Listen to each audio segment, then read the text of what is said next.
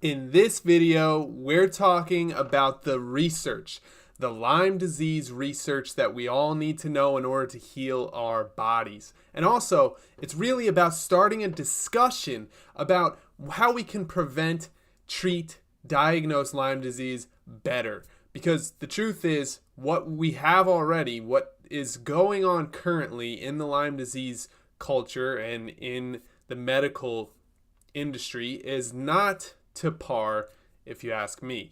I personally think we can do much better. So we're going to dive into some of the research. The background behind me is going to turn into an actual, research. Like, we'll be able to read it together, and we will go over what's going on in the latest and greatest in Lyme disease. Now, hopefully you can hear me well. I just set all this up for the first time on this channel, so hopefully you can hear me and hopefully everything's going well. I hope that you're feeling okay. By the way, my name is Ryan Kearns.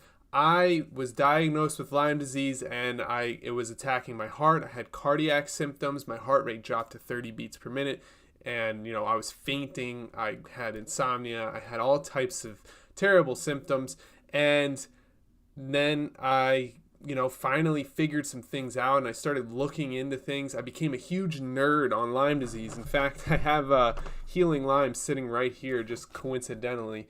And you could tell by looking at this that, there's a bunch of earmarked pages with notes written all over it. I tore this book apart. I am really, really into the science, and I'm really, really into trying to help other people heal their bodies and become healthy again, instead of, constantly just suffering and feeling that pain in our joints and feeling terrible all the time. I really want to share the message of what we can do in order to holistically heal Lyme disease and actually beat this thing, right? So, back to the story. I had Lyme disease. It was killing my heart, and I ended up holistically healing it over time. It took a long time. I read tons of books and studies, and I read most of the studies that I'm going to share with you today. Now, the thing that I wanted to touch on is, if you're feeling sick, I'm here for you. I understand how that feels. As I was saying, I've been there. I know what that feels like, and I just want you to know that, you have help and support. So that's another purpose of this video. And, there's a lot of people that are scared for their health right now, and I don't want you to be one of them.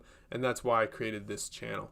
Now, today's video, before I jump in, I'm going to start sharing some studies behind me.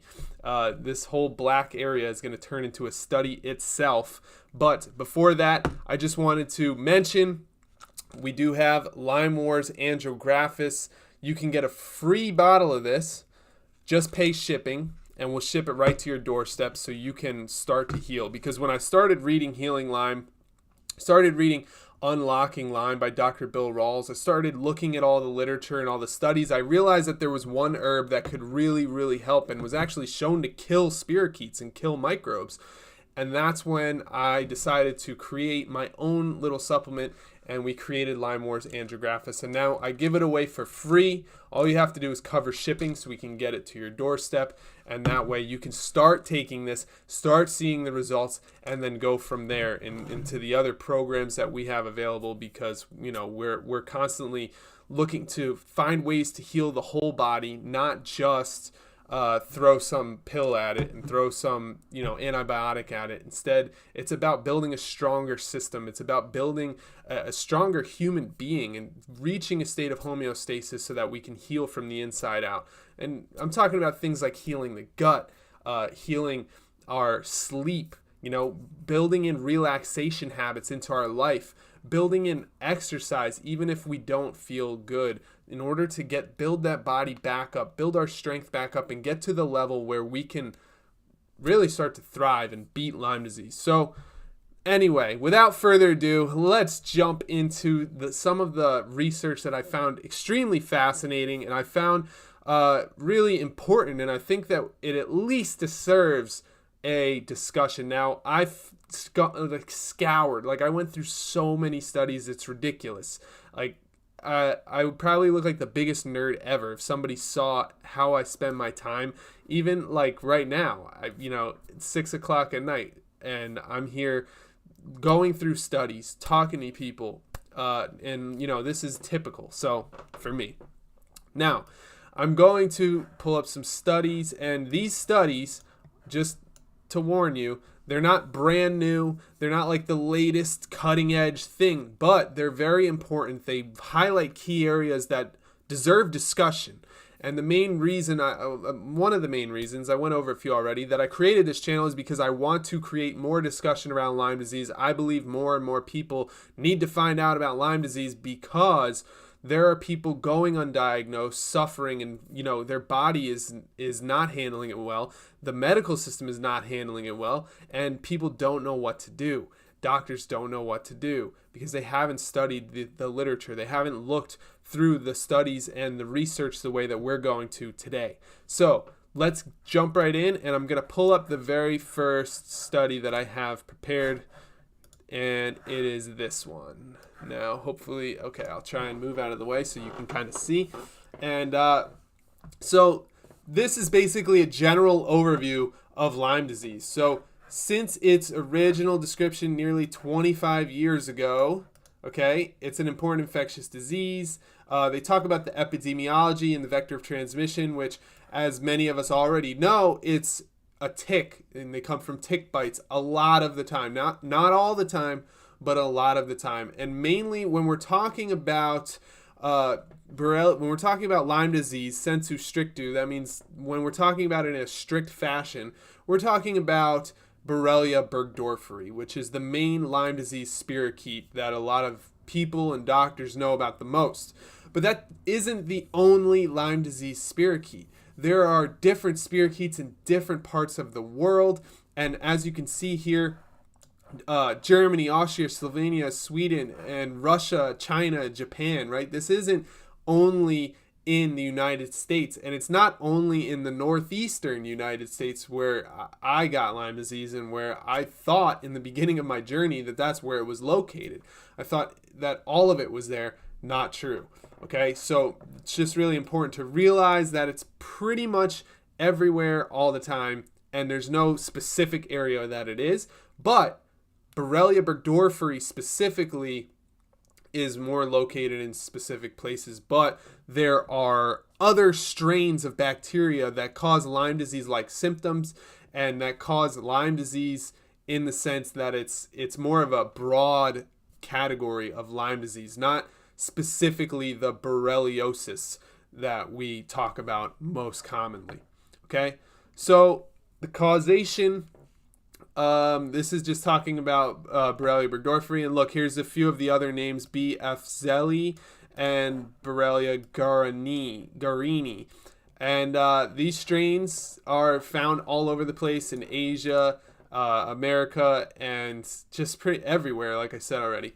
Now, there are a bunch of different manifestations of Lyme disease, and what I want you to do is comment below which one you've experienced personally. And if it's all of them, just let us know that, and let's get a discussion going about what types of things we're experiencing, because as I said, the more we talk about this, the more people will hear about it, and the more we can help more people, because it's going to spread the message that Lyme disease exists, and it's not like just some trifling thing to be pushed aside. It's actually an important discussion to have.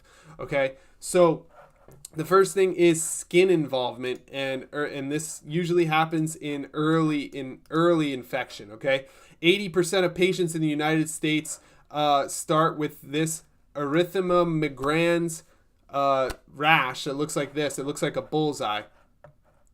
I personally had that. Sorry about that.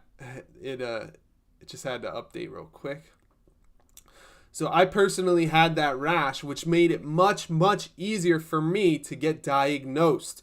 If you don't have the EM rash, if you don't have that bullseye rash, it's nearly impossible to get a diagnosis, which causes all types of related problems because doctors don't know what to do. They don't know what it is. They start to think maybe it's fibromyalgia, maybe it's depression, maybe it's some kind of gut leaky gut syndrome or some kind of, pathogen. They don't know what it is if you don't have this EM.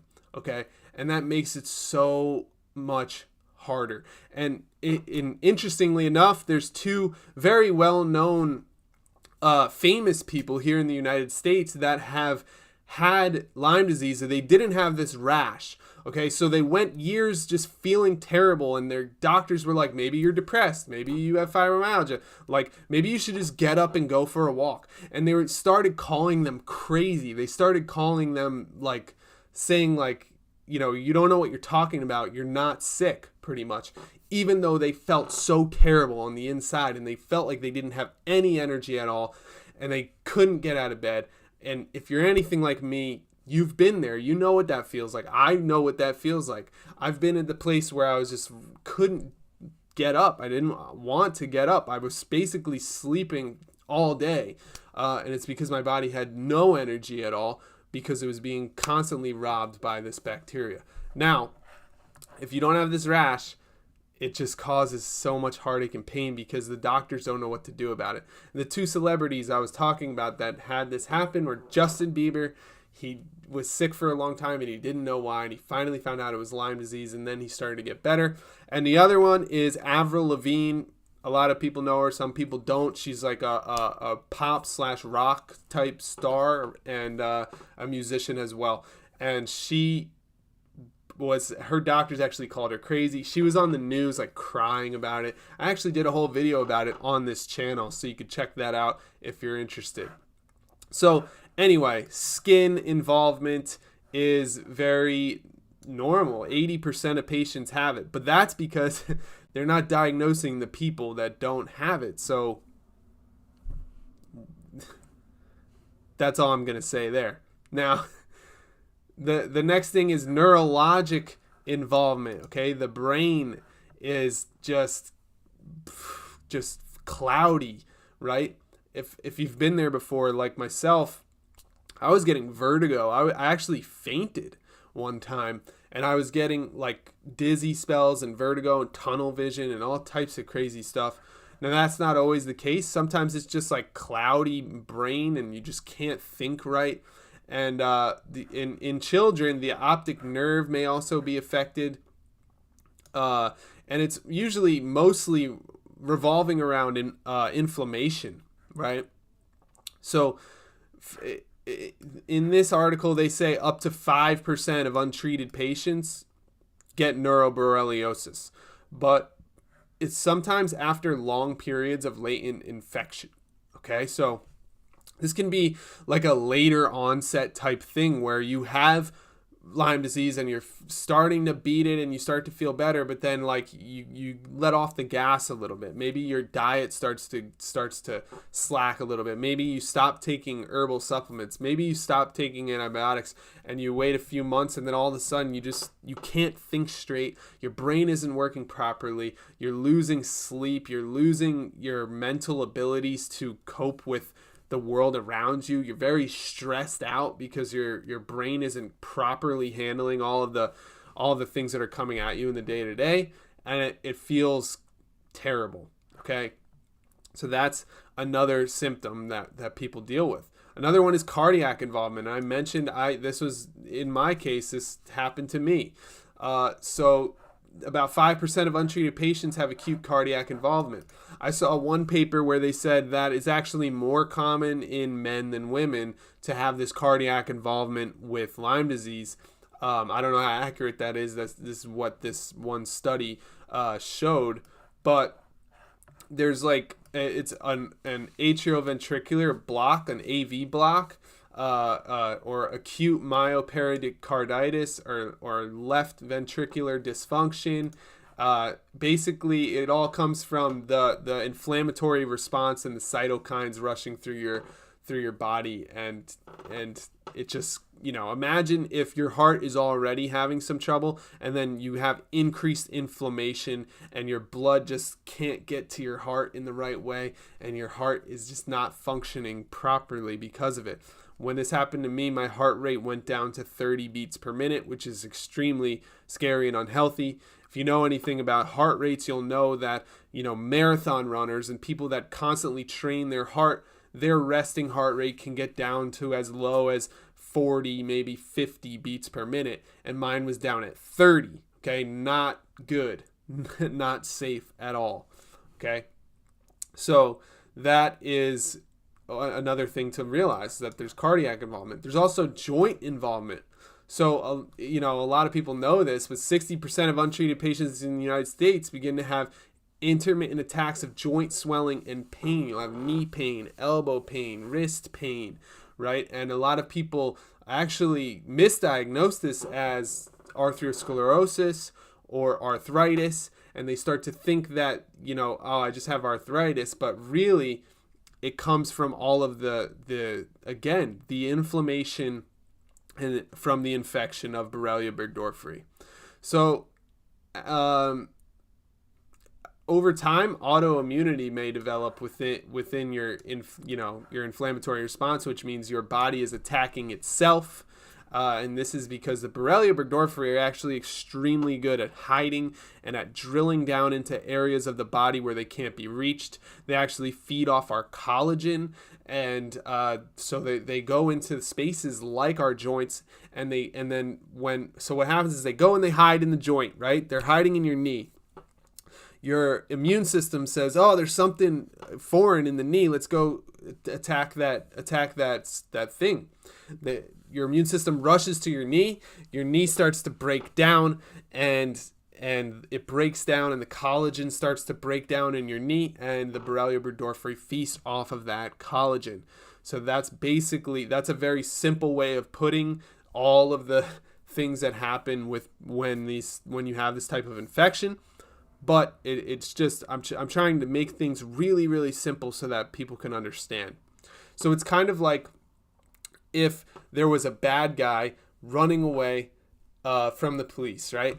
And he's running from the police, and he turns into an alley and hides there. And then the police come, and then more police come, and more police come, and more police come. And before you know it, there's a huge traffic jam. And it turns out that these bad guys, right? They feast off of traffic jams. That's exactly what they want, is a traffic jam.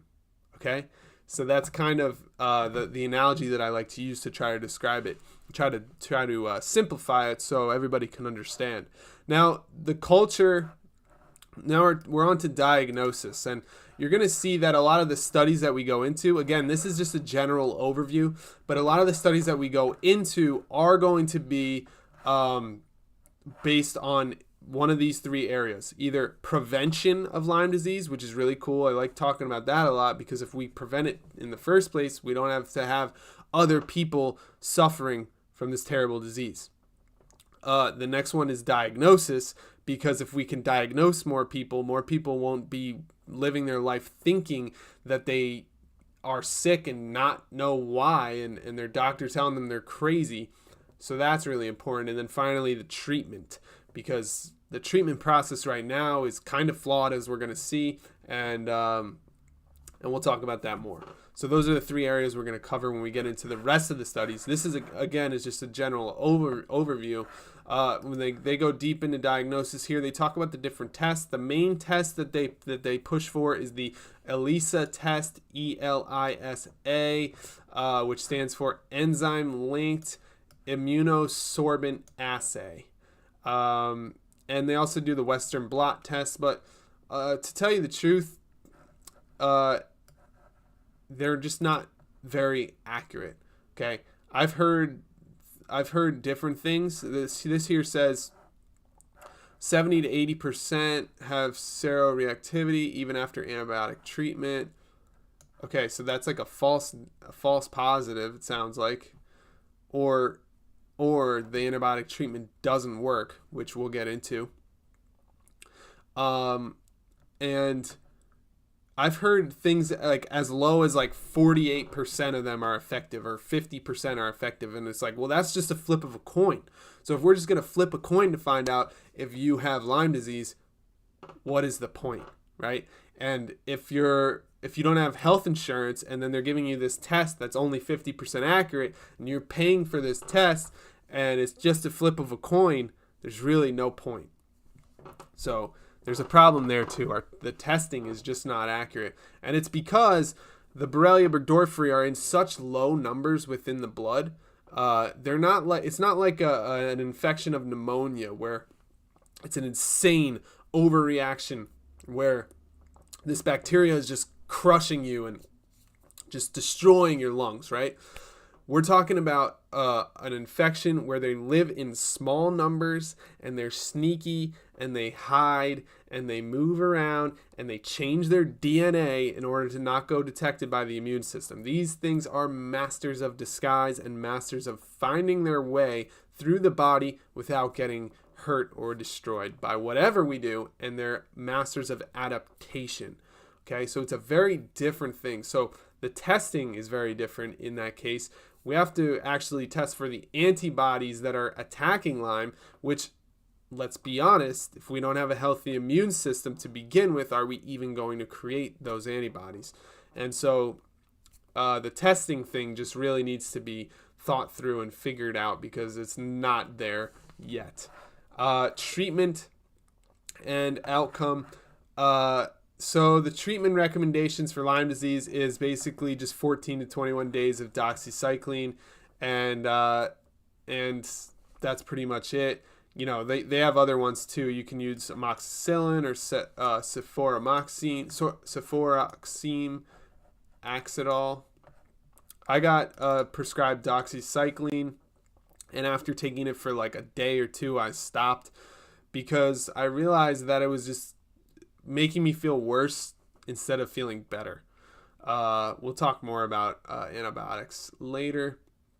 So basically, after all of these studies, they're saying that the best case scenario is 14 to 21 days of doxycycline.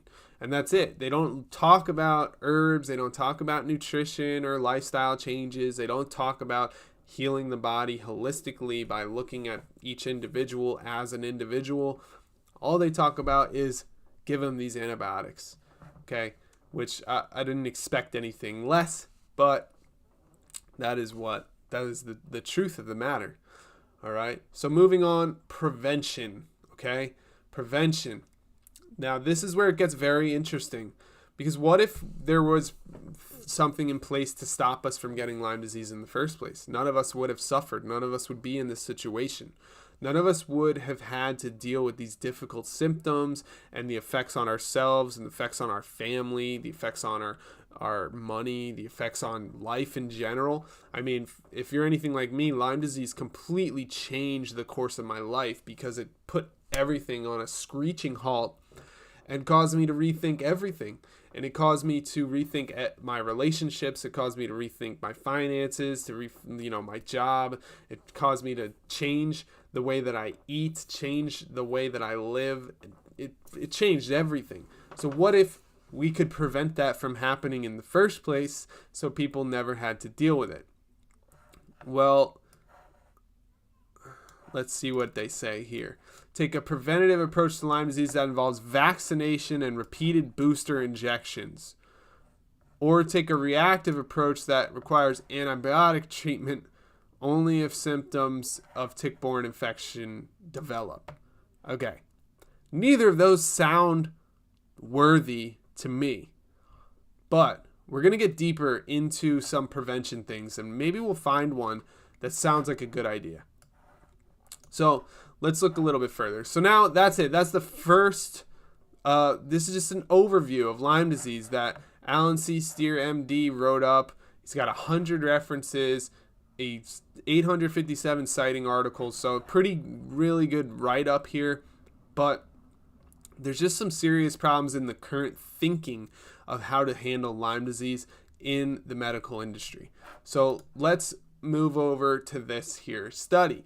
Antibiotic prophylaxis for prevention against Lyme disease following tick bite, an updated systemic review and meta-analysis. Okay, prophylaxis means taking antibiotics before you have Lyme disease. Okay, and it's very interesting, right? Imagine if you were in the woods all day, maybe you got a tick bite, and then you took antibiotics right away. Would that stop Lyme disease from affecting your life? Well, 6 studies were included, and the pooled rate of unfavorable events in persons receiving treatment in control group, 0.4%, 2.2, blah, blah, blah. Okay, and blah, blah, blah. The available evidence supports the use of antibiotics for prevention of Lyme disease and reveals advantages of using single dose. However, further confirmation is needed. Yes, further confirmation is definitely needed. So they basically gave people different kinds of antibiotics, and they were all people that, basically, hang on, let me just make sure. Yes, they're all people that it was following a tick bite. So imagine you get a tick bite, and then instead of waiting, or instead of just like going back to your life, you go to the doctor right away and you get an antibiotic. They think that would be the evidence supports it. The evidence says that would work great. So why not do that, right? Very interesting. What do you think about it? I personally am weary about giving so many people antibiotics all the time for everything, right? We have to be careful with that because antibiotics are what they sound like, anti-living, against living, right? And there's many living things inside of your body besides Borrelia burgdorferi. And as I explained before, this is not a pneumonia infection where it's a very aggressive fight with this bacteria, right? This bacteria is like hiding and shy and sneaky. They're not like straight up attacking your lungs and making you cough up everything you ate for breakfast, like pneumonia. They're like sneaking into your joints, causing immune system reactions, causing you to feel dizzy. Like they're tricky and they're playing tricks inside your body. So using antibiotics is kind of like if there was a rat in your cupboard, and in order to get rid of that rat, you used a bomb, right? You would blow the cupboard to smithereens. It's the same thing here. When you're taking antibiotics, it hurts the rest of your body too. It's going to kill your gut bacteria, which is not good at all. It's very bad. Could easily lead to leaky gut. Can easily lead to all types of other gut issues, which, 80% of your immune, or like a huge amount of, I shouldn't say 80% because I don't know the actual number. I just know that a huge amount of your immune system is in your gut lining below your stomach, right? In your gut lining. And if anything drops in there, right, because you have leaky gut, it causes an insane inflammation reaction. It causes your immune system to try to fight. But there's nothing to fight. It's just food that got into the wrong area. Very interesting, right? So I would be very wary of just giving antibiotics out like they're candy all the time. That seems to be what everybody wants to do. Okay, 40 years of evidence on the efficacy and safety of oral and injectable antibiotics for treating Lyme disease of adults and children. So we're talking about treating Lyme disease now. So basically, I'm skipping to the bottom a little bit here, but it says we found that all of these, amoxicillin, azithromycin, azithromycin, cetirizine, and cefotaxime were effective for treating Lyme disease, but we did not observe significant efficacy and safety for doxycycline for treating Lyme disease. Very interesting. Okay, so they tested all of the antibiotics and said which one is the best. And they're saying here that the efficacy and safety of doxycycline is not good, right? They did not observe significant safety of doxycycline. However, as you saw in the previous study, that is the go-to antibiotic choice. They say the number one thing you should try to give people if they're not pregnant, if they're not breastfeeding, if they're not, if they're not dealing with anything else, you can use doxycycline for 14 to 21 days. But they did not observe significant efficacy and safety of doxycycline for treating Lyme disease. So something is not matching up here. If you can't, I'm sorry if you can't see it. It's right here. we did not observe significant. Yeah. Okay. So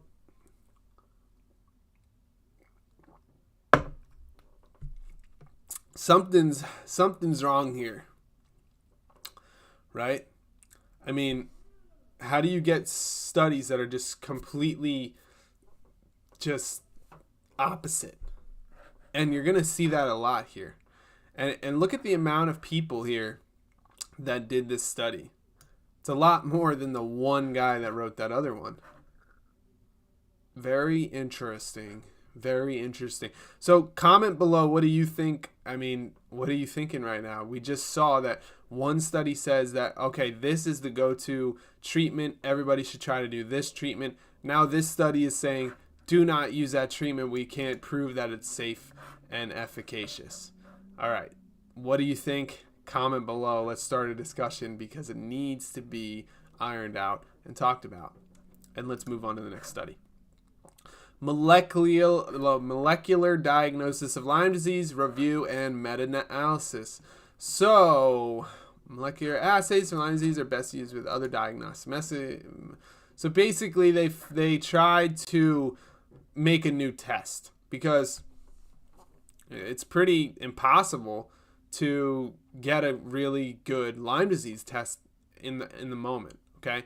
Maybe you've had a Lyme disease test and they were like, oh, it came back positive, and then you were like, yay, I get the diagnosis. Well, good for you. But there's so many false positives and false negatives that it's like it almost doesn't mean anything, which is exactly why you see that they're trying to create other forms of testing. So tests that reflect active disease or have reasonable sensitivity and specificity are lacking or not timely, which is what I just said, right? The tests aren't up to date. The tests don't work. So they're trying to see if there's molecular methods. So they're going to use skin, plasma, synovial fluid, and cerebrospinal fluid, and urine. Overall assays for skin and synovial fluid have high sensitivity and uniformity, and the low test sensitivity of CSF and plasma, variable sensitivities among CSF and urine assays, and persistence of Borrelia burgdorferi DNA in urine and synovial fluid even with therapy, blah, blah, blah. Molecular assays for Lyme disease are best used with other diagnostic methods and only in situations with the clinical probability of Lyme disease is high. So they're saying to use molecular tests when the probability of Lyme disease is high. So let's just make sure we know what synovial fluid is. It is a thick liquid between your joints. So imagine how they'd have to get that out, or even the spinal fluid. They would have to use, large needles to get this fluid out of your body to try and test, which is very, scary for a lot of people. Nobody wants to do that. Nobody wants to get jabbed with a needle in their spine or in their kneecap. So that's just something to think about as well. And, even if that was the test, why not just start treating people without doing that difficult test that's probably also expensive.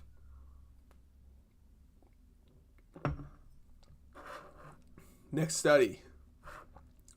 A systematic review and meta-analysis for the adverse effects, immunogenicity, and efficacy of Lyme disease vaccines. Okay, now we're talking about vaccines for Lyme disease. Now, here's the thing. They tried making vaccines for years and years for Lyme disease, and the thing is, nobody wants them. So they didn't have a good time with that. They found it very difficult to sell the vaccine, to get people to take the vaccine, and they ended up just giving up and taking it off the market. They also probably didn't find a very good one. Let's see what this says. Currently, no vaccine is available to prevent Lyme borreliosis in humans, although monovalent and multivalent vaccines have been developed in the past. The current study further validates that the monovalent and multivalent LB vaccines result in local side effects and self-limiting systemic adverse effects. Okay. They were both similarly highly immunogenic. A new vaccine with high safety standards, better efficacy, low cost, and public acceptance is yet to be developed. Meanwhile, personal protection, limiting exposure to ticks is recommended. Yeah, and it's funny how they say that in every single one of these. It's like, oh yeah, limit your exposure to ticks. Like, oh man, I can't go roll around in that pile of ticks that I was gonna do. I had that planned for months. You know, like, what do they think is going on here? Like, we're not purposely getting bitten by ticks, and limiting exposure to ticks should go without saying, right?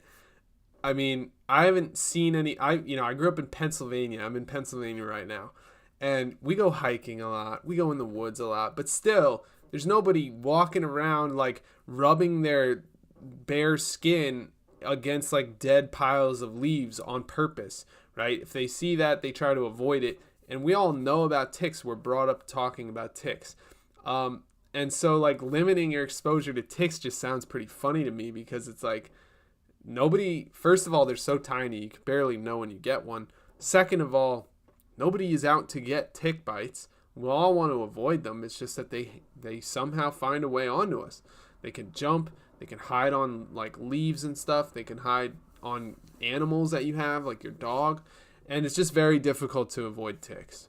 But turns out the vaccine that they created was not safe, and basically there is no vaccine. So we're not going to get vaccinated for Lyme disease anytime soon, which I think is a terrible idea to begin with, because it comes from an outside source most of the time. It comes from a tick. So it's like, I don't know, it just feels strange to me to get a vaccine so that you can go hiking. Like, to get a vaccine so that you don't get something that isn't necessarily going to happen in the first place. What do you think about a vaccine? Comment below. What do you think about a Lyme disease vaccine? I mean, I'm all for preventing Lyme disease however possible, but, you know, there's a line when it comes to injecting yourself with something. There should be a line when it comes to Lyme disease vaccines. And for me personally, I'm not into it. What do you think? Efficacy and safety of antibiotic therapy in early cutaneous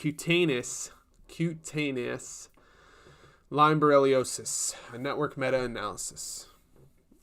Okay, so we're talking about the safety of antibiotic therapy in early Lyme disease. So basically, controversies about the choice of antibiotic agent and treatment modality exist in the management of EM in early cutaneous, that means like on our skin and on our fat, Lyme Borreliosis. To conduct a network meta-analysis to all randomized clinical trials on various antibiotic agents and treatment modalities in early cutaneous LB. Okay. 19 studies were included. The mean patient age ranged between 37 and 56 years, and the percentage of female patients was 36 to 60%. The antibiotics investigated were doxycycline, cefuroxime, ceftriaxone, amoxicillin, azithromycin, penicillin, and minocycline. Pooled effect sizes, blah, blah, blah. Treatment features were rare at both 2 months after treatment initiation. There were also no differences in effect sizes among antibiotic agents and treatment modalities for treatment-related adverse outcomes, which were generally mild to moderate. Certainty of evidence was categorized as low and very low, mostly because of imprecision, indirectness, and study limitations. High risk of bias. Okay. So we have high risk of bias on these studies, but it says that neither the antibiotic agent nor treatment modality contributed to comparative effectiveness or drug-related adverse outcomes. This finding is relevant for physicians treating patients with LB for patient decision-making.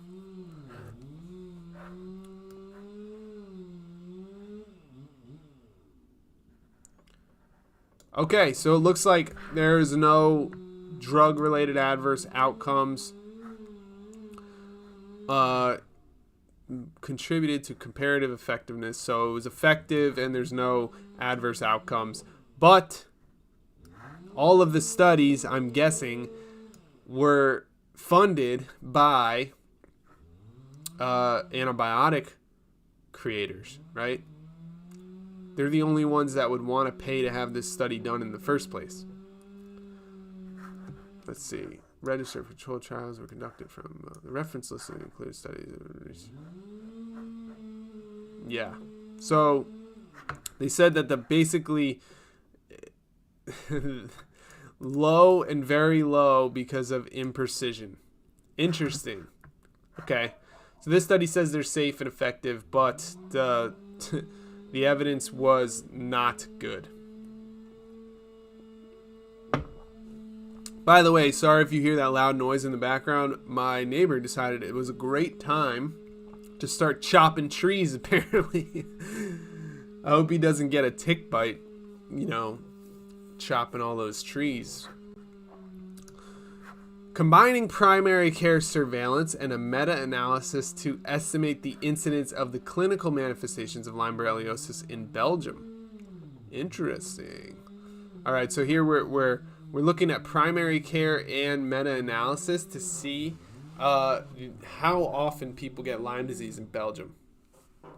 So 2.4 out of 100,000 inhabitants for neuroborreliosis. 2.1 out of 100,000. As both over and underestimation of different clinical LB manifestations remain possible due to characteristics of the primary surveillance systems and the disease itself, further studies to validate these estimates would be of great value. So this is just basically Belgium trying to figure out how many people have Lyme disease. And okay, good on you, Belgium. Nice try. This I don't know how this study got included in this list. It's honestly not very relevant. If you're from Belgium, I'm sorry. It's just that yeah, okay. They just want to know how many people have Lyme disease. That's fine. So now we're talking about efficacy of antibiotic prophylaxis for the prevention of Lyme disease. Okay, interesting. So the clinical value of antibiotic prophylaxis in preventing Lyme disease remains uncertain. So you're saying giving people antibiotics before they have Lyme disease. So this is just an update on the one that we read before, I believe. The available evidence to date supports the use of antibiotic prophylaxis for the prevention of Lyme disease in endemic areas following an exodus tick bite. Okay, so when people get a tick bite, they should start taking antibiotics right then, because that will prevent them from getting Lyme disease in the first place. That actually makes sense to me because it takes a while for, first of all, Borrelia burgdorferi. They take a long time to get into position, pretty much, because first, before they ever even go into your body, they're detecting the blood, they're changing the DNA to match that of the host, then they're entering the host, then they're finding their little hiding places and all that. So I'm thinking that if you were to get a bite, they would just still be like slowly making their way through the body. And if you smack it with some antibiotics, I don't think they're going to be able to make it. So it makes sense in my head that antibiotics would work. And according to this, the meta-analysis confirms that idea. So, but again, looks like this was created by the same people as before. So it might be some biased reviews here on antibiotics, but I can't tell just from looking at this, to be honest. I think I would need to look up these individuals identified by, okay, Medline. Yeah, this is where they searched for the trials. Bibliographies of retrieved articles and reviews. Trials were selected if their patients were randomly allocated to a treatment or placebo group. See, that's the thing with studies. Like, you always have to read so deep to even see if the study has any merit, right? So first you have your study, and it's like, okay, great. Somebody did all the hard work of looking at all the trials and stuff. Then you have, first you have the trials. That's like even harder. Somebody got all these patients together and like gave them a placebo and also gave them the correct drug and saw what happened and all, that's a lot of work. Then you have the people that do the meta-analysis and look through all of the studies, gather up all the data, and come up with these write-ups that basically just explain all of the data when they add it all together and do all the math. And then But the problem is that some of the people that do some of these trials, they're funding these trials so that they can approve their drug, so that they can approve their thing that they're selling. It'd be kind of like if I took Lyme Wars Andrographis and like funded this study to find out that Andrographis is super effective, which we already know it's very effective for treating Lyme disease. But if we were to, and that's based on thousands of years of human research, not just mice, not just animals, right? People have been taking herbs and herbal remedies for thousands upon thousands of years. We have more human data than anything else on herbs. Okay? So don't ever be, you should always be a little bit iffy. Don't ever be super overly scared of something that is actually an herb. Okay? If you know it's an herb. In this case, you know this is an herb. I know that this is one ingredient. Andrographis, leaf. It's a leaf, right? You shouldn't be worried about taking a leaf. But if I were to just fund a study and like the objective is to find that it's perfect for Lyme disease, then I would create the study in such a way that showed that it's perfect for Lyme disease, right? And so that's the problem because then I'm basically using my bias to create the study rather than using the data to create the study. However, if the data does show that, then all good on you. That's perfect. But if it doesn't show that, then you're in deep water. You're using, manipulation and scare tactics, and you're using things to change people's minds about something, and it goes past up. But in scientific literature, which what has more weight in the world than scientific literature, and so then you can sell more things. So it's kind of risky. The whole thing is like, okay, so then if I'm looking at this study, then I have to then go say, all right, where is this clinical trials coming from? And then I have to look at the clinical trials, see who funded them, see who ran them, and see, why they ran them in the first place, and start asking questions. And a lot of times you'll find, it's because they own the biggest, they own the company that specializes in antibiotics. They create doxycycline all day long. So of course they're going to say it works perfectly. Of course they're going to fund the study that finds that out. So those are the problems with studies. But I still think that it's worth it to read through them so you can see what's out there. And that's what we're doing here. Let's see. Empiric parenteral, that means when they inject it into you, right, via IV, not orally. Okay, so IV antibiotic treatment of patients with fibromyalgia and fatigue, and a positive serologic result for Lyme disease. A cost effectiveness analysis. So this is to see how much it costs to treat people with Lyme disease with IV type antibiotics, and if I remember correctly, they're going to conclude that it's just too expensive. Let's see. For most patients with a positive Lyme antibody titer whose only symptoms are nonspecific myalgia or fatigue, the risks and costs of empirical parenteral antibiotic therapy exceed the benefits. So, only when the value of patient anxiety about leaving a positive test untreated exceeds the cost of such therapy is the empirical treatment cost effective. So that basically means if the patient is more scared about having Lyme disease than they are about getting IV antibiotics, then they should get the IV antibiotics. Because that fear will drive them crazy and they will lose sleep and they'll lose all their health worrying about Lyme disease rather than, getting the IV and getting it over with. I'm really hoping you guys can't hear the chainsaw behind me. It's bugging me so much. All right. So that's very interesting, right? Because they're basically saying it costs too much to do that.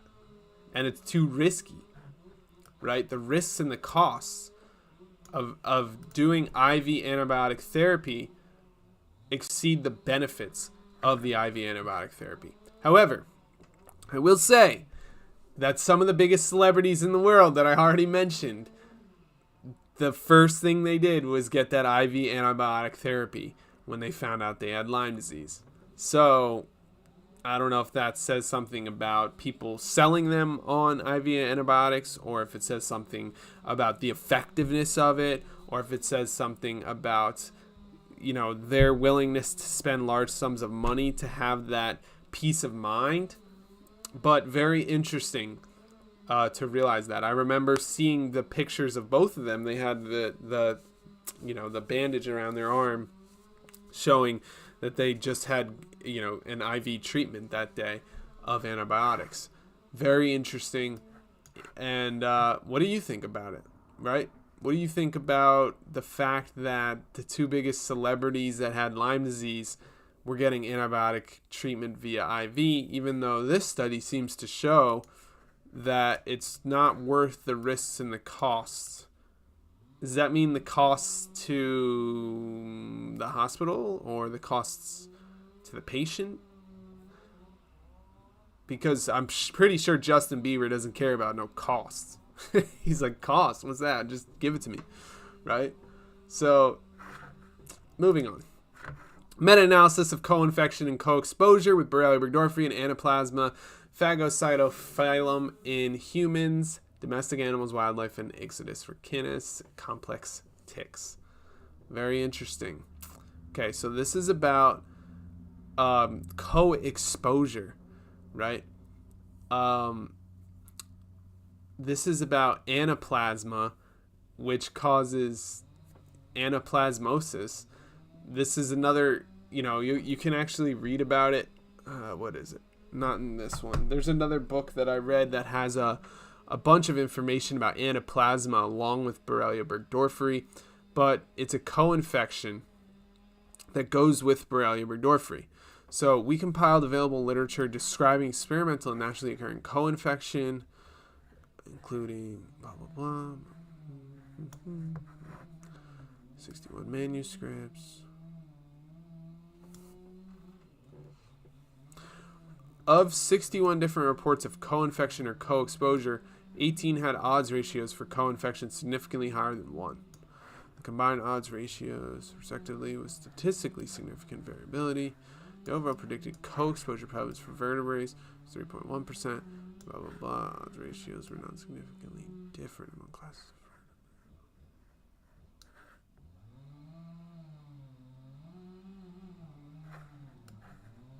We confirm a considerable level of co-infection and co-exposure with these pathogens, although not predictably, across host or tick species or geographical region.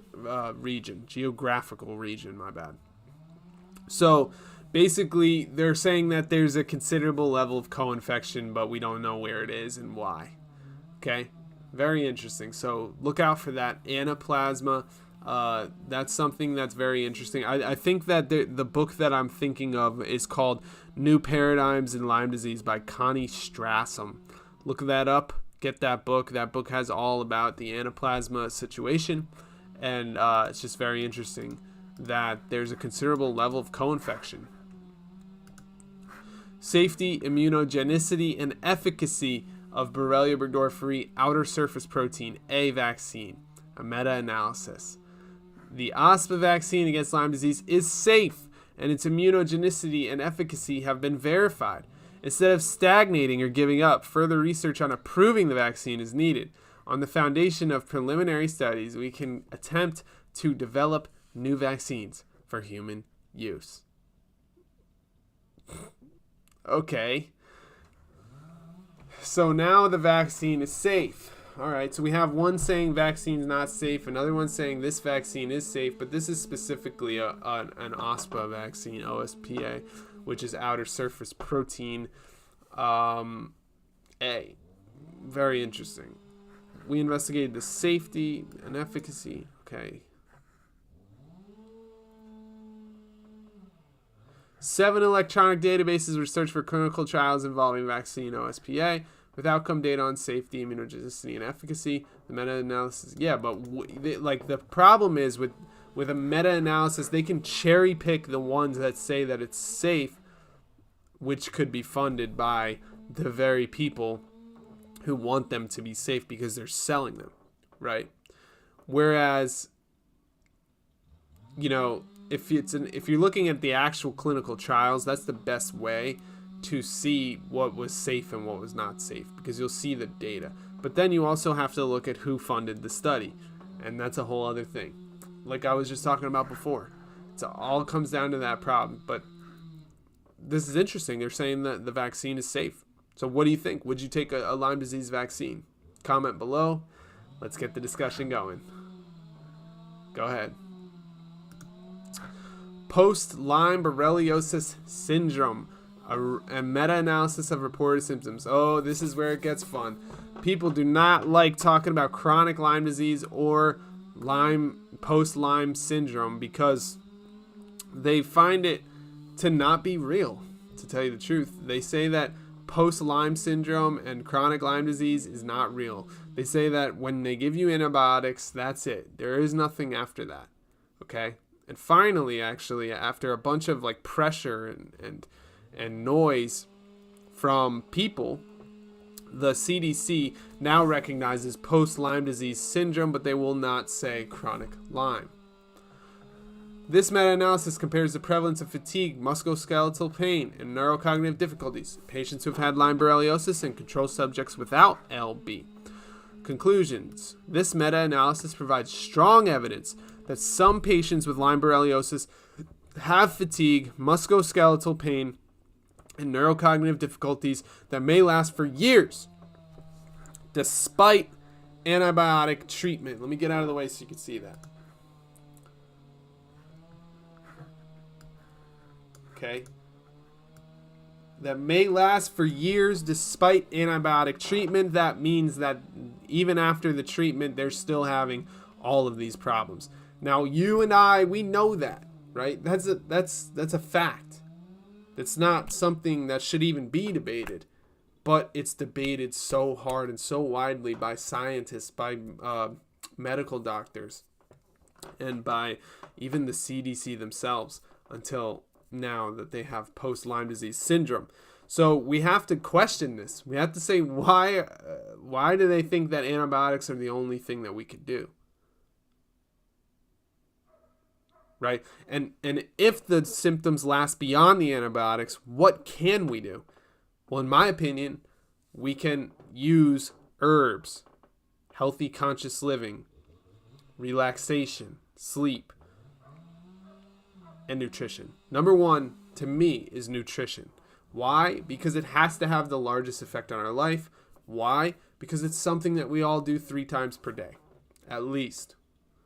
Some of us do it 6 times per day. Some of us do it once a day, but those people are weird. No, I'm just kidding.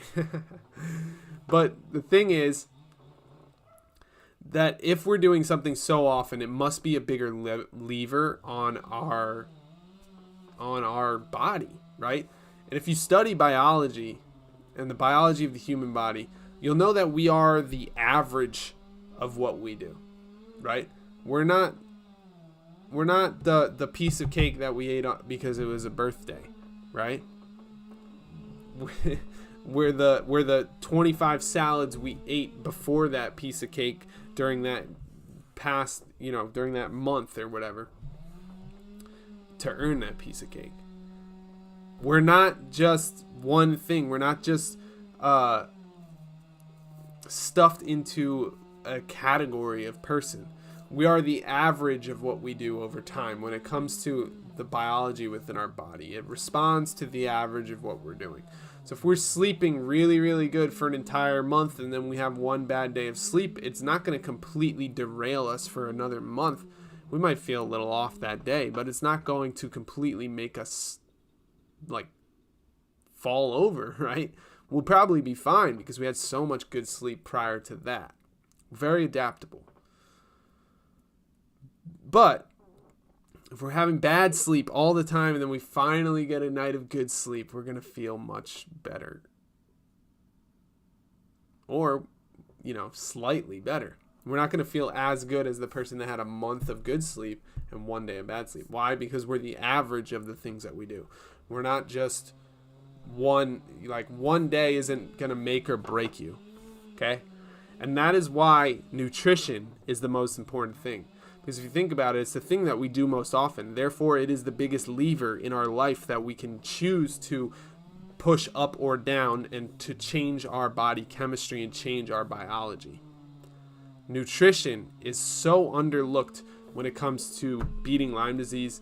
In fact, in healing Lyme, he barely touches on it. I saw an interview with him and he said, yeah, I've been eating bread, like just bread for like a month.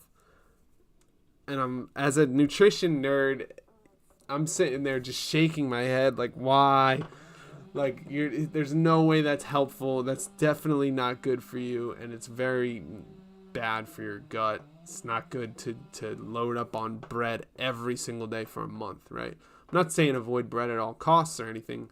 Like I said, you're the average of the things that you do. So, I just thought that was extremely interesting, that the amount of things that I've read, nutrition is not ever really talked about when it comes to Lyme disease, and that's where I fit in. That is my place in this conversation. It's that we can take control of our entire lives and our bodies by focusing on our nutrition and what we eat day in and day out. It is the single biggest lever to push up and down to change our body chemistry and our biology. And I don't know why I started talking about that, but let's move on to the next study. Differentiation of reinfection from relapse in recurrent Lyme disease. This is a New England Journal of Medicine article. So, EM is the most common manifestation of Lyme disease. Recurrences are not uncommon, and although they're usually attributed to reinfection rather than relapse of the original infection, this remains somewhat controversial. So, they used molecular typing of B. burgdorferi isolates obtained from patients with culture-confirmed episodes of EM to distinguish between relapse and reinfection. So they wanted to figure out, is it relapse, like is it just the same infection and you got better and then it went back to relapse, or is it a brand new infection? And they found that none of the 22 paired consecutive episodes of EM were associated with the same strain on culture. Okay, so what they're saying is it was due to reinfection and not relapse. Now, we're not talking about Lyme Borreliosis. We're not talking about cardiac Lyme. We're not talking about, joint pain. We're talking specifically about EM rashes. We're talking about the rashes. So if you have that rash and it goes away and then you get that rash again, it is because you were reinfected, not because you relapse back into Lyme disease. That rash is not just going to show back up out of nowhere. That rash tells you that you have a brand new infection of Borrelia burgdorferi. So that's very important, very interesting article, something to keep in mind and something we can all think about if we ever see that rash a second time around. I had it once and I've never saw it again, and I've taken care of myself in a lot of different ways. It changed the whole course of my life. So I haven't seen that. Have you? Comment below. Let's talk about it. I get so interested to hear other people's stories, and I think that that's really the power behind doing something like this, behind creating this YouTube channel and this community. It's really powerful and interesting and impressive and humbling to see the amount of people that come out and talk about their specific problems and talk about how Lyme disease has affected them. And I think it gives the world something to think about. It gives the world a view into the life of something that they may have in a month, a year, 2 years, 3 years down the road, 20 years down the road, right? It is not a disease that discriminates. Black, white, young, old, it doesn't matter what you are. You can get Lyme disease if you just simply get bitten by a tick. That's the main way people get it. It's not the only way. It is a way that people get it. It's also actually sexually transmitted, but that's a conversation for another time. And there's also other ways to get it. So I love opening up the floor for conversation and for discussion. That was my point there. So comment below at any point during this video, because it's going to allow other people to see what's going on. It's going to allow us to learn from each other, grow together, and build a better place with less Lyme disease risk factors.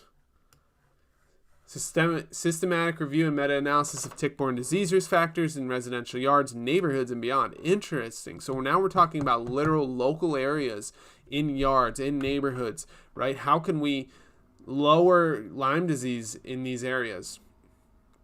Well, exposure to black-legged ticks that transmit pathogens is thought to occur domestically.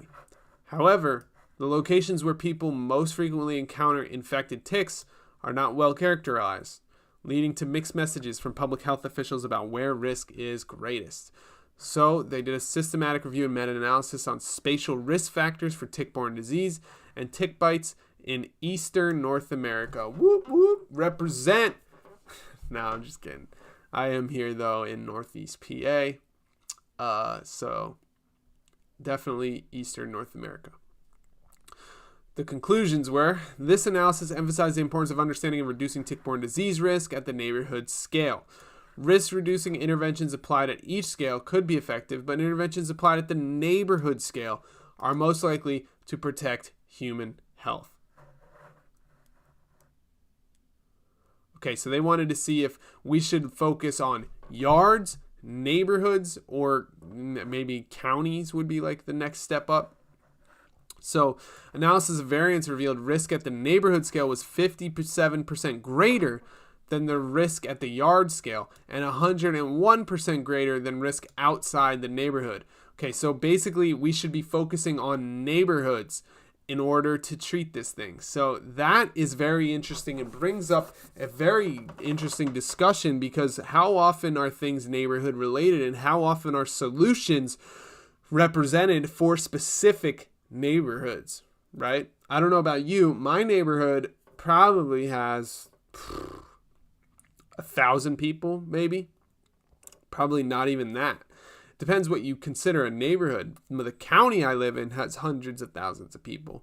The neighborhood I live in probably has 1,000 people, right? And there's lots of little neighborhoods all right next to each other, but the houses are very spread out, and that's how it is where I live. So it's very interesting to think about how I could affect change in a neighborhood. Who do I go to? Who do I talk to? How do we create a community that would have a response to something like that? I don't know. It's got me thinking, though. How can I change my neighborhood and make sure people don't get Lyme disease here? What, like this does bring up an important point. But, okay, so we know that where to focus, but what do we do, right? What do we get, suck up all the dead leaves in those areas, make sure there's clear paths through the woods in those areas, warn everybody in the neighborhood about Lyme disease in those areas. Maybe we, I got a good idea. This is a really good idea that I actually thought about before. What if at all the hiking trails you went to, there was bug spray? Like, what if there was just free bug spray at every hiking trail? There was just free bug spray or even bug bracelets or anything like that at every hiking trail you went to. And that's something funded by the community or the state or most likely it would have to be the state. I'm not sure that the community would have enough money to fund something like that, but a very interesting idea. And I thought about that a long time ago and thought about what it would take to make that happen. And I'm still very interested in trying. What do you think about that? Is that something that you'd be interested in, having free bug repellent given out at different hiking trails, different wooded areas, different places where people go where there are ticks known to be there? What do you think? Would you like that? Would you do that? And do you know what it would take to do that? Because I'm going to be honest, I don't. I would imagine I'd have to talk to some type of official and write up some thing and get it to some government official. I'm not too versed in that in the world of politics. So if you know anyone that is, tell them to get in touch with me and we'll talk about how we can solve that problem. Moving on. Randomized trial of longer-term therapy for symptoms attributed to Lyme disease. Okay, so we're talking about longer-term therapies. The treatment of persistent symptoms attributed to Lyme disease remains controversial. We assessed whether longer-term antibiotic treatment of persistent symptoms attributed to Lyme disease leads to better outcomes than does shorter-term treatment. Okay, so they wanted to see if long-term or short-term treatment works better and they're still just using antibiotics, just to be clear. In patients with persistent symptoms attributed to Lyme disease, longer-term antibiotic treatment did not have additional beneficial effects on health-related quality of life beyond those with shorter-term treatment. Okay, so give it to them for a short time, not a long time when it comes to antibiotics with Lyme disease. Interesting. A critical appraisal of chronic Lyme disease. Oh, great. That's exactly what we needed. The diagnosis of chronic Lyme disease and its treatment differ substantively from the diagnosis and treatment of recognized infectious diseases. Symptoms of unknown cause with no evidence. A well-defined illness. Okay. So they're saying some people basically are saying they have Lyme disease, but there's no evidence of Borrelia burgdorferi infection. Well, duh. There's no good test to even know if you have Borrelia burgdorferi infection. Then this one, a well-defined illness unrelated to... We don't know if we have it. We don't have good tests. The tests work when you're early stage, but from what I've seen, the tests are not accurate, especially if you're not early stage. What if you didn't have the rash? Or what if you did have the rash, but now you don't, but you still feel terrible? Then they would be like, well, I guess that's post-Lyme disease syndrome. So chronic Lyme disease is just a whole other controversial topic people debate about all the time. Let's see what their conclusion was. Chronic Lyme disease is the latest in a series of syndromes that have been postulated in an attempt to attribute medically unexplained symptoms to particular infections. Okay, this is the doctor that says you're crazy when you tell them about the symptoms you're experiencing, right? They say, well, you're trying to attribute symptoms to infections. And that's just like, yeah, that could be true in some cases. I don't doubt that some people might do that. But the problem is making people feel crazy because they feel like they have Lyme disease. And let me tell you something. You know your body best, okay? If a doctor is telling you you're crazy, if a doctor is telling you you don't have chronic Lyme disease or that it doesn't exist or that you don't have an infection, but you think you do, I would say you should probably get a second opinion, okay? Maybe a third opinion and a fourth opinion.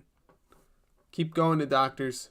Find the right one that will actually give you the diagnosis.